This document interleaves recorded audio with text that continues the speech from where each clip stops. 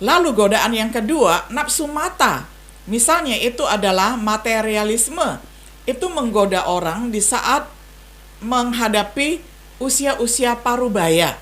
Dan kemudian yang ketiga itu adalah kebanggaan hidup. Misalnya kebanggaan, keangkuhan, kesombongan, terutama ketika orang sudah mulai tua. Ini harus kita atasi jika kita ingin memiliki kasih Bapa di dalam hidup kita.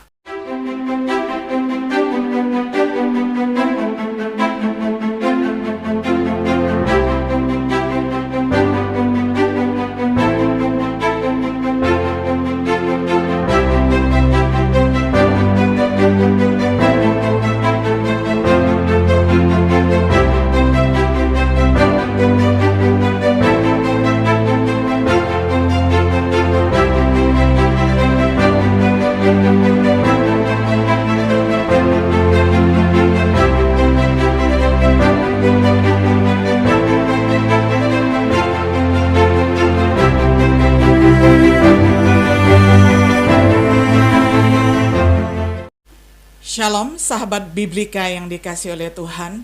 Sungguh senang kita dapat berjumpa kembali di dalam acara Renungan Sahabat Biblika. Pada hari ini kita tiba pada episode yang keempat di dalam serial pembahasan kitab Markus dengan tema Yesus dicobai oleh iblis. Kita akan membaca firman Tuhan dari Injil Markus pasal 1 ayat 12 sampai ayat 13. Saya bacakan untuk kita semuanya. Sesudah itu, Roh Allah langsung memimpin Yesus ke daerah yang sepi. 40 hari lamanya, Yesus tinggal di daerah sepi itu, di mana ada banyak binatang liar. Dan pada waktu itu, iblis berulang kali berusaha untuk mencobai dia, tetapi tidak pernah berhasil. Lalu para malaikat datang melayani Yesus. Sampai sedemikian jauh pembacaan firman Tuhan dari Injil Markus pasal 1, ayat 12 sampai 13 di dalam terjemahan sederhana Indonesia. Sahabat Biblika yang dikasihi oleh Tuhan, berkat Yesus sebagai juru selamat adalah kemampuannya untuk menghibur dan membantu mereka yang dicobai. Ini adalah karena dia juga pernah dicobai oleh iblis atau oleh setan. Sehingga Yesus bisa simpati dan berempati dan bisa juga memberikan belas kasihan dan rahmat untuk membantu pada waktu seseorang membutuhkannya. Salah satu periode pencobaan terbesarnya adalah di awal masa pelayanannya di depan umum. Segera setelah pembaptisannya oleh Yohanes Pembaptis, tepat sebelum memulai pelayanan khotbahnya di hadapan publik atau di hadapan umum. Mempelajari topik Yesus dicobai oleh iblis dapat bermanfaat bagi beberapa orang dengan alasan itu mengingatkan kita bahwa Yesus dapat memahami pencobaan kita sendiri.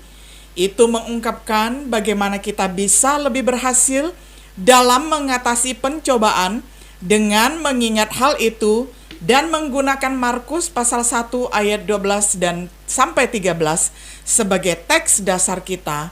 Mari kita mulai dengan yang pertama, Yesus dicobai oleh iblis. Latar belakang pencobaannya, Roh Tuhan ataupun Roh Kudus membawa Yesus ke padang gurun menurut Markus 1 ayat 12. Tampaknya tantangan ini diprakarsai oleh Roh Kudus. Roh yang sama yang turun ke atas dia dalam bentuk tubuh seperti burung merpati pada peristiwa pembaptisan Yesus di Sungai Yordan oleh Yohanes Pembaptis. Sepertinya itu adalah padang gurun Yudea, lokasi ataupun tempat pencobaan tersebut. Itu adalah suatu tempat yang sangat terpencil, di mana dia selama 40 hari berada di sana dengan tujuan untuk berpuasa, seperti yang pernah dilakukan oleh Nabi Musa dan Nabi Elia. Selama Yesus dicobai di padang gurun, Markus menggunakan istilah setan, yang artinya adalah musuh.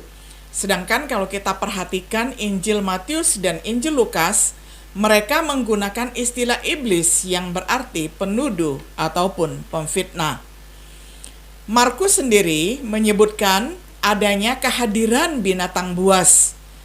Hewan yang diketahui menghuni daerah tersebut adalah anjing hutan, serigala, macan kumbang, dan singa. Tidak diketahui apakah mereka itu sumber kenyamanan atau cobaan untuk Yesus. Selama 40 hari, Yesus mengalami kesedihan dan pencobaan di tempat yang sedemikian terpencil dan memiliki binatang-binatang liar. Klimaks dari pencobaan, Markus tidak mencatat klimaks dari godaan setan di akhir hari yang ke-40. Baik Matius maupun Lukas melakukannya, yang secara singkat kita rangkum seruan setan untuk keinginan daging, di mana setan atau iblis menyuruh Yesus untuk mengubah batu menjadi roti. Seruan yang kedua, yakni yang ditawarkan oleh setan ataupun iblis kepada Yesus, itu adalah keangkuhan hidup, yakni mereka menantang Yesus untuk menjatuhkan diri dari tempat yang tinggi, sehingga dikatakan nanti ada malaikat yang akan menatangnya sehingga kakinya tidak terantuk. Dan kemudian seruan yang ketiga, yakni dari setan ataupun dari iblis, adalah nafsu mata. Diperlihatkan di hadapan Yesus bahwa ada begitu banyak kerajaan di muka bumi itu, dan akan diberikan kepada Yesus jikalau Yesus mau menyembah kepadanya. Namun, dengan setiap pencobaan yang ada, Yesus menjawab, ada tertulis. Sebanyak 3 kali Yesus mengatakan, ada tertulis, ada tertulis. Dengan memegang firman Tuhan, Yesus menang atas setan ataupun atas iblis. Karena firman Tuhan itu adalah pedang roh yang merupakan senjata perlengkapan Allah, bukan hanya untuk melindungi diri dari serangan-serangan iblis, tetapi juga untuk menyerang kembali musuh yang ada di hadapan kita. Akhir dari pencobaan, datanglah malaikat melayani Yesus. Sebenarnya apa yang malaikat lakukan tidak disebutkan. Mungkin itu adalah memberi makanan jasmani kepada Yesus. Ini bukan yang terakhir kalinya setan ataupun iblis mencobai Yesus. Bahkan setan akan terus mencobai Yesus. Tetapi malaikat itu akan datang melayani Yesus. Setelah mengalami kesengsaraan, maka datanglah penghiburan. Dengan 40 hari mengatasi pencobaan yang berlaku di latar belakang kehidupan Yesus selama berpuasa 40 hari 40 malam, Yesus sekarang bersiap untuk memulai pelayanannya di depan publik ataupun di depan umum. Penerapan apa yang bisa kita gambarkan tentang Yesus yang dicobai oleh setan ataupun oleh iblis? Yang kedua, kita melihat penerapan pencobaan Yesus. Kita memiliki penasihat yang sama. Yesus dicobai oleh iblis, demikian kita juga dicobai oleh iblis. Iblis sekarang mengarahkan perhatiannya kepada para murid Kristus. Kita seharusnya tidak menghadapinya dengan memandang enteng kepada mereka, karena peperangan rohani itu nyata. Itu bukan suatu fiksi, itu adalah sungguh keadaan yang nyata. Ada penghulu-penghulu di udara yang siap memerangi kita. Yang berikutnya, kita memiliki pencobaan yang sama, yakni iblis akan menawarkan nafsu daging. Misalnya, bukan hanya berupa makanan, tetapi juga bisa berupa amoralitas, yakni terutama di masa muda, orang-orang muda bisa jatuh ke dalam godaan seks bebas dan sebagainya. Lalu godaan yang kedua, nafsu mata. Misalnya itu adalah materialisme. Itu menggoda orang di saat menghadapi usia-usia parubaya. Dan kemudian yang ketiga itu adalah kebanggaan hidup. Misalnya kebanggaan, keangkuhan, kesombongan, terutama ketika orang sudah mulai tua. Ini harus kita atasi jika kita ingin memiliki kasih Bapa di dalam hidup kita. Yang berikutnya, kita memiliki alat yang sama untuk mengatasi pencobaan. Yesus menggunakan firman Allah dan kita juga bisa menggunakannya. Seperti yang Rasul Paulus tulis di dalam Efesus 6 ayat 17, agar kita mengenakan seluruh perlengkapan senjata Allah. Yesus memiliki iman di dalam rencana Tuhan, kemenangan melalui penderitaan. Kita membutuhkan perisai iman yang serupa, yakni dengan iman kita dapat menghalangi, ataupun dengan iman kita dapat menangkal pencobaan-pencobaan yang ditembakkan bagaikan itu adalah panah api untuk menggoda hidup kita. Yesus tidak diragukan lagi berdoa. Dia mengajarkan penggunaan doa untuk mengatasi pencobaan. Juga menggunakan firman Tuhan, iman dan doa melawan iblis sehingga iblis tidak ada kesempatan lagi untuk menyerang kita, sehingga akhirnya dia diusir. Tuhan Yesus mengatakan, "Enyalah engkau iblis."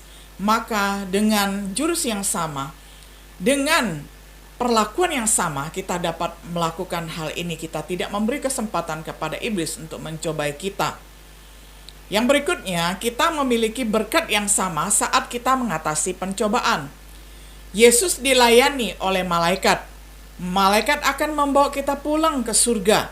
Yesus menerima berkat yang luar biasa ketika dia akhirnya menang dan naik ke surga.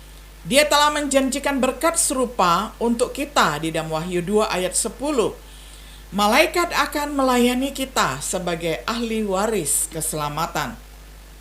Ibrani 1 ayat 14.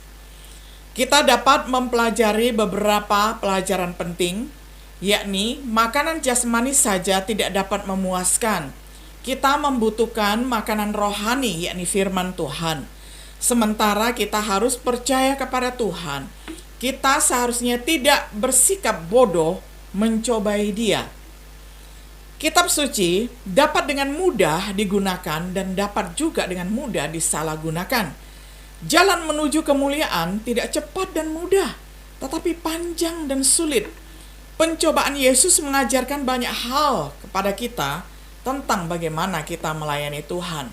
Kesimpulannya, mungkin pelajaran terbesar dari Yesus dicobai oleh iblis adalah kita memiliki juru selamat yang dalam segala hal telah dicobai dan menang. Bahwa Dia adalah imam besar kita yang penuh belas kasihan dan setia mendoakan kita. Bahwa setelah menderita dan dicobai, Dia dapat menolong, membantu kita yang juga dicobai. Agar Dia bersimpati, memberikan belas kasihan dan kasih karunia untuk membantu saat dibutuhkan. Apakah kita dibebani dengan pencobaan? Pandanglah Yesus sebagai teladan kita dalam mempelajari cara mengatasi pencobaan hidup kita. Pandanglah Yesus sebagai imam besar kita ketika kita perlu mendekati Tuhan dengan berdoa dan menerima belas kasihan dan kasih karunia untuk saat-saat ketika kita menyerah pada pencobaan. Seperti dalam segala hal, pandanglah Yesus.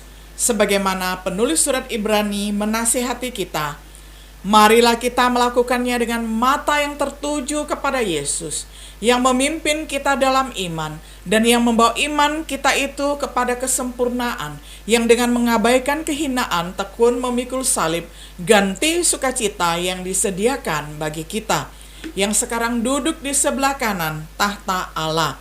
Ingatlah selalu akan Dia yang tekun menanggung bantahan yang sehebat itu terhadap dirinya dari pihak orang-orang berdosa, supaya jangan kamu menjadi lemah dan putus asa. Ibrani 12 ayat 2-3.